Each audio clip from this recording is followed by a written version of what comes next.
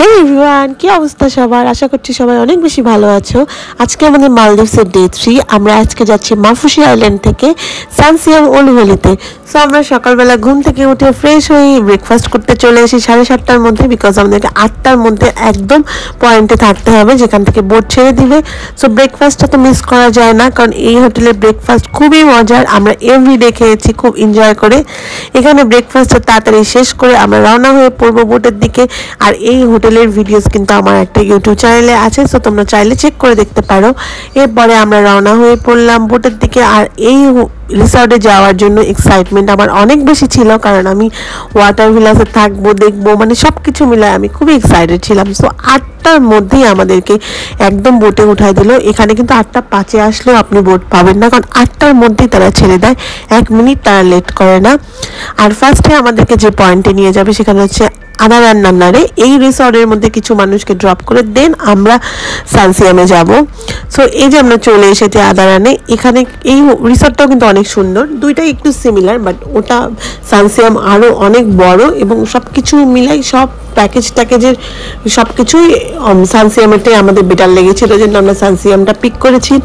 এখানে ড্রপ করে দেবে যে আমরা পৌঁছায় গেলাম সানসিয়ামে। 8:30-8:30টার মধ্যে পৌঁছায় গিয়েছি। এখানে সেই টাইমেই সব বোটগুলি আসে, জন্য একটু বিজি থাকে ওই জায়গাটা। দেন আমরা নেমে পড়লাম বোট থেকে। এই বোটে আবার আমাদেরকে যারা যেভাবে প্যাকেজ নিয়েছে, যেমন কিছু মানুষ বিকেলবেলায় এই বোটে করে ব্যাক করবে, আবার কিছু মানুষ পরের দিন বিকেলবেলা এই বোটে করে আবার মাফুসি আইল্যান্ড আর এয়ারপোর্টে ব্যাক করবে। সো আমরা নেমে পড়লাম। নেমে আমি শুধু ঘুরে ঘুরে দেখছিলাম যে আল্লাহ এত সুন্দর কেন, আমি মানে বলে বোঝাতে পারবো না। আপনারা যারা হয়তো গিয়েছেন তারা জানেন পানির কালার এত ব্লুইশ, আপনি মানে বলে বোঝাতে পারবো না। এনিওয়েজ, এরপরে আমরা একটু গিয়ে দোলনার মধ্যে কিছু ছবি টবি তুলে নিচ্ছিলাম, বিকজ আমি একটা সুন্দর ড্রেস পরেছিলাম, তো ভাবছিলাম যে পানি টানিতে যদি ভিজে চুল। সো এখান থেকে এখন আমরা যাব রিসিপশনে গিয়ে আমি সব কিছু বোঝাই নিলাম, কীভাবে কি করতে হবে না করতে হবে। দেন একটা বাগি পিক করে আগে রুমের দিকে যাব, ওয়াটার ভিলাসগুলিতে যাব, ওয়াটার ভিলাসগুলি দেখব। আর ফার্স্টে যে ওয়াটার ভিলাসগুলিতে গিয়েছিলাম সেটা হচ্ছে এখানে এসে কিছু ছবিও তুলে নিয়েছিলাম। এগুলি হচ্ছে যে ওয়াটার ভিলাসের মধ্যে সুইমিং পুল থাকবে না। এনিওয়েজ, এরপরে আমাদের রুমগুলিতে চলে আসলাম। এখানে কিন্তু সুইমিং পুল ছিল, ইনফিনিটি সুইমিং পুল ছিল। রুমগুলো এত সুন্দর ছিল যে আমি বলে বোঝাতে পারবো না যে কতটা সুন্দর। মনে হচ্ছিল যে এখানে হয়তো 4-5 দিনের জন্য আসলে মনে হয় বেশি ভালো করতাম। রুমগুলির প্রাইস এত বেশি না হলে আসলে অনেক দিন থাকাও যেত, সত্যি বলতে। একদম মানে এখানে আসা একদম অর্থিত ছিল। সো এখানে এসেও কিছু ছবি টবি তুলে নিলাম।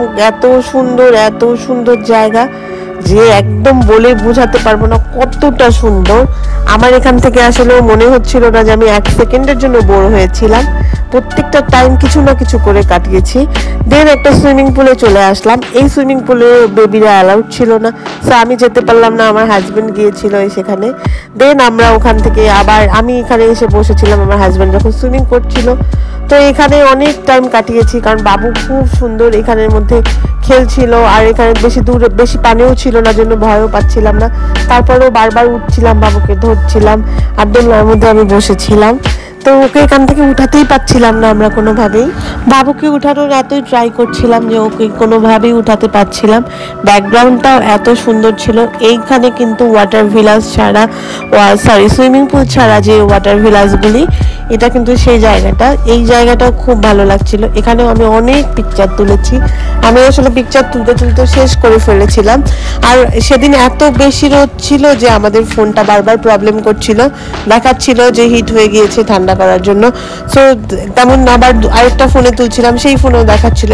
তার মানে চিন্তা করেন কি পরিমাণ সেদিন রোদ ছিল। আর আবার একটু পর আবার একটু ওয়েদার একটু কেমন জানি হয়ে যাচ্ছিল। আমি চাচ্ছিলাম যে একটু বৃষ্টি হোক, তাহলে আরো ভালো মতো আমি উপভোগ করতে পারবো। তারপরে এত এখানে পানির মধ্যে ভিজার পরে ক্ষুধা লেগে গিয়েছিল, যে বললাম যে না চলো এখন তাড়াতাড়ি লাঞ্চ সেরে ফেলে। আমাদের লাঞ্চটা কিন্তু ছিল বাফেট লাঞ্চ, এটাও আমাদের প্যাকেজের মধ্যে ইনক্লুডেড ছিল। সো এখান থেকেই আমরা বাগিতে করে চলে যাচ্ছিলাম রেস্টুরেন্টে। আর এই বাগিগুলি কিন্তু যে কোনো জায়গায় আপনি থাকবেন দাঁড়ায়, সেখানে দেখবেন যে ডিসপ্লে থাকবে, সেখান থেকে দেখতে পারবেন যে আপনার আশেপাশে কোন বাগিটি আছে, আপনার রোড দিয়ে যাচ্ছে। সো আপনাকে বেশি না 2-3 মিনিট বেশি হলে 5 মিনিট ওয়েট করতে হবে একটা বাগির জন্য। দেন আমরা এবার ফুড নিতে চলে আসলাম। ফুডগুলি তো কি বলবো, এখানে আপনার ড্রিঙ্কও কিন্তু হার্ড ড্রিঙ্কস ছিল, সফট ড্রিঙ্কস ছিল, জুস ছিল, সব কিছুই কিন্তু ফ্রি ছিল। আপনি আনলিমিটেড এই ড্রিঙ্কসগুলি নিতে পারবেন। ফ্রুটস ছিল, ডেজার্ট ছিল, অনেক টাইপস ডেজার্ট ছিল, আইসক্রিম ছিল অনেক টাইপস। আইসক্রিমগুলো তো এত মজা ছিল যে আমি কখনো আসলে এরকম মজার আইসক্রিম খাইনি। তারপরে ফ্রুটসগুলি ছিল, এরপরে অনেক চিজ ছিল, যেই চিজগুলিও আমি কখনো খাওয়া হয়নি আমার। আচার ছিল, স্যালাড ছিল, সুশি ছিল, মানে একদম সব টাইপস ফুডই ছিল। কন্টিনেন্টাল ফুড ছিল, ইন্ডিয়ান ফুডস ছিল, বাংলাদেশি ফুড ছিল, পাকিস্তানি ফুড ছিল। তো সব টাইপস ফুডই মোটামুটি ছিল। স্যুপ ছিল, রন্ধন ছিল, আমরা যেই ফুডগুলো বেসিক্যালি বাংলাদেশিরা পছন্দ করি। স্প্যাগেটি ছিল, নুডলস ছিল, চাউমিন ছিল। সো আপনি খেয়ে শেষ করতে পারবেন না, এত টাইপস ফুড ছিল।